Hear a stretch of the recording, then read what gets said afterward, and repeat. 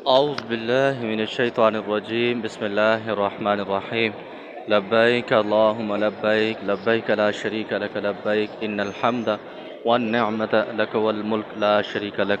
معزز خواتین و حضرات، السلام علیکم ورحمۃ اللہ تعالی وبرکاتہ۔ جیسا کہ آپ کو معلوم ہے کہ میں حرمین شریفین کے سفر پر ہوں، اور کوشش یہی ہے کہ کچھ چیزیں آپ کو دکھاؤں، اور کچھ دل کر رہا ہے یہاں پر کچھ میں نے ٹائم نکالا ہے، کیونکہ میں الحمدللہ سارا دن حرم شریف میں ہی ہوتا ہوں، کیونکہ اس میں یہاں پر رہنے کا بہت زیادہ فائدے ہیں۔ آپ لوگ اتنا دور سے آتے ہیں، پیسہ بھی لگاتے ہیں، تو آپ کو صرف صحیح رزلٹ تب ملتا ہے جب آپ یہاں پر حرم شریف میں مکمل ٹائم دیتے ہیں۔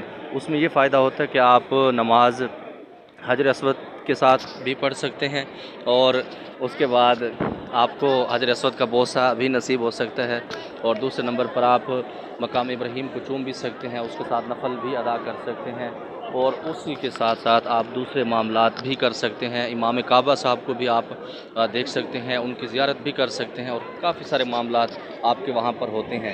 لیکن شرط یہ ہے کہ جب بھی آپ حرم شریف میں آئیں، احرام ضرور باندھ کر آئیں، جیسے کہ میں نے باندھا ہوا ہے، ایون صبح سے باندھا ہوا ہے۔ اس کا یہ فائدہ ہے کہ جب آپ احرام باندھ کے آتے ہیں تو آپ کو فوراً سے اندر جانے دیتے ہیں، ورنہ نیچے خانہ کعبہ کی طرف نہیں جانے دیتے، بہت سارے مسائل کھڑے کرتے ہیں چھوڑتے۔ ابھی میں رات کے منظر آپ کو دکھا رہا ہوں، یہ سامنے اوپر ایک سکرین لگی ہوئی ہے جس کے اوپر پورا نقشہ چلتا ہے کہ کہاں پر طواف ہو رہا ہے، اور باہر کے جو معاملات ہیں گلی محلے کے وہ بھی اس کے اندر کیچ کر رہے ہوتے ہیں یہ لوگ۔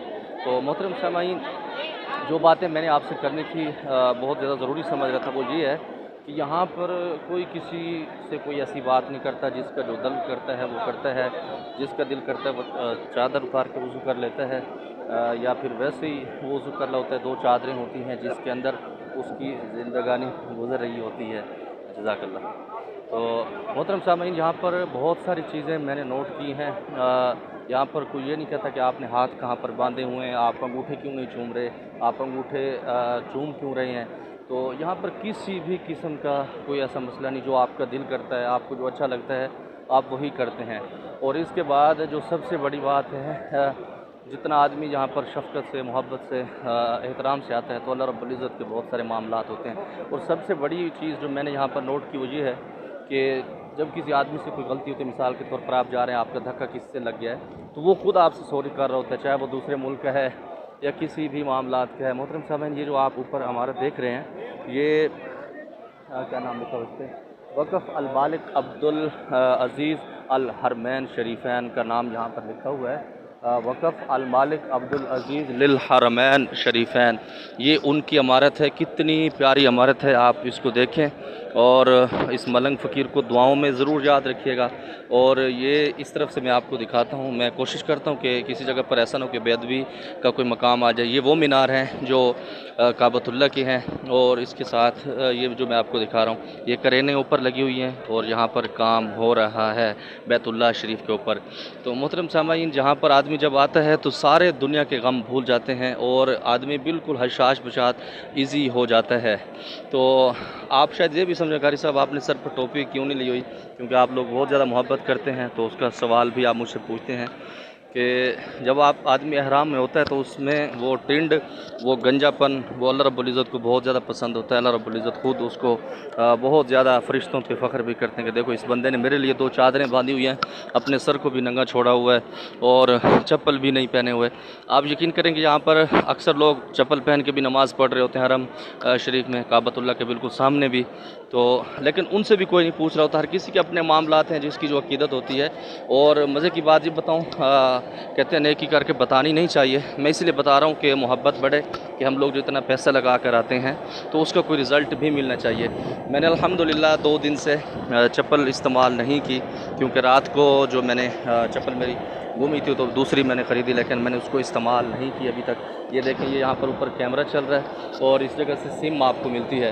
اور دوسرے نمبر پر اگر میں آپ کو بتاتا چلوں، اگر آپ کبوتر چوک سے اندر داخل ہوتے ہیں تو آپ 3 نمبر گیٹ کا انتخاب کریں گے، تو اس کے بعد جب آپ کعبہ شریف کی طرف جاتے ہیں، بیت اللہ شریف کی طرف، تو اس وقت آپ 79 نمبر 79 نمبر گیٹ آپ استعمال کریں گے تو انشاءاللہ بآسانی آپ پہنچیں گے۔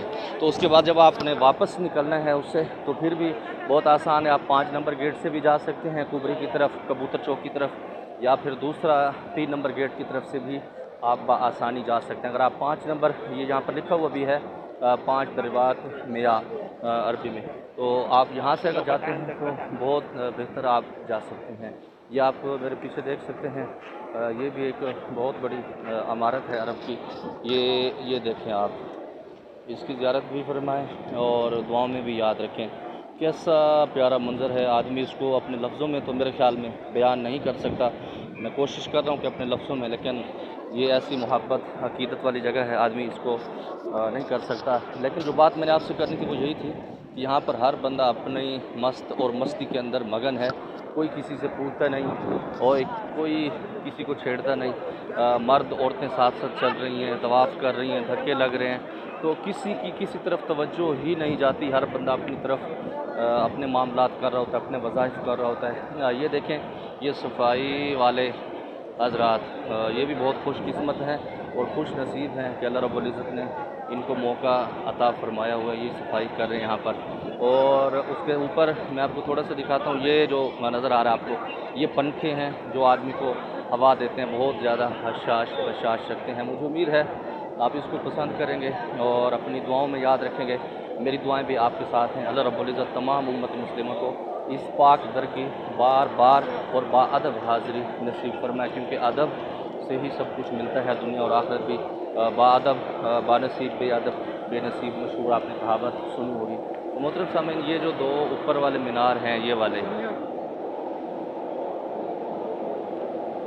ये अभी इसके ऊपर काम चल रहा है और इसके ऊपर अभी तामीरात वगैरह का हो रहा है काम, तो इंशाल्लाह कुछ अरसे के बाद ज़ाहिर है मुकम्मल हो जाएगा।